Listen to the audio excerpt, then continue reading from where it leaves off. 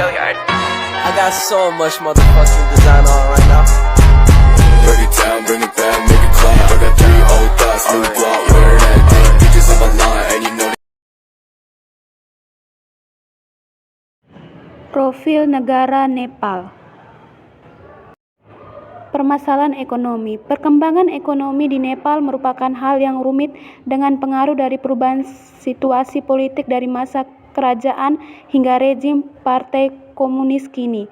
Sebagai kelompok masyarakat agraris terisolasi selama pertengahan abad ke-20, Nepal pada tahun 1991 tidak memiliki sekolah, rumah sakit, infrastruktur jalan, jaringan telekomunikasi dan listrik, industri maupun pelayanan pegawaian sipil. Akan tetapi semenjak 1950-an, negara ini mengalami kemajuan yang membukanya terhadap liberalisasi ekonomi yang menyebabkan pertumbuhan ekonomi dan peningkatan kualitas hidup jika dibandingkan dengan masa lalu.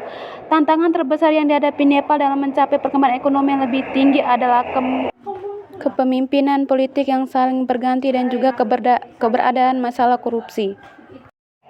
Permasalahan politik. Politik Nepal berbentuk republik dengan sistem multipartai.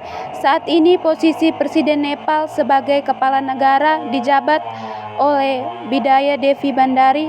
Posisi Perdana Menteri sebagai kepala pemerintah dijabat oleh Kanada Parsit Oli. Eksekutif dijalankan oleh Perdana Menteri dan kabinetnya, sementara itu legislatif ditangani oleh parlemen. Hingga 28 Mei 2006, Nepal menganut sistem kerajaan konstitusional.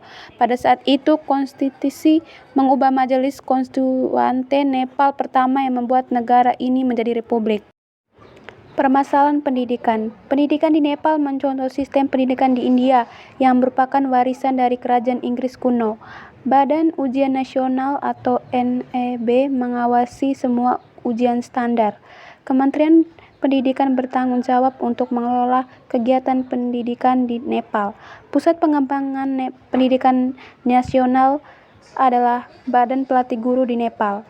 Pendidikan dasar di Nepal disebut pendidikan dasar dan terdiri dari kelas 1 sampai 8. Tingkat menengah adalah kelas 9 sampai 12.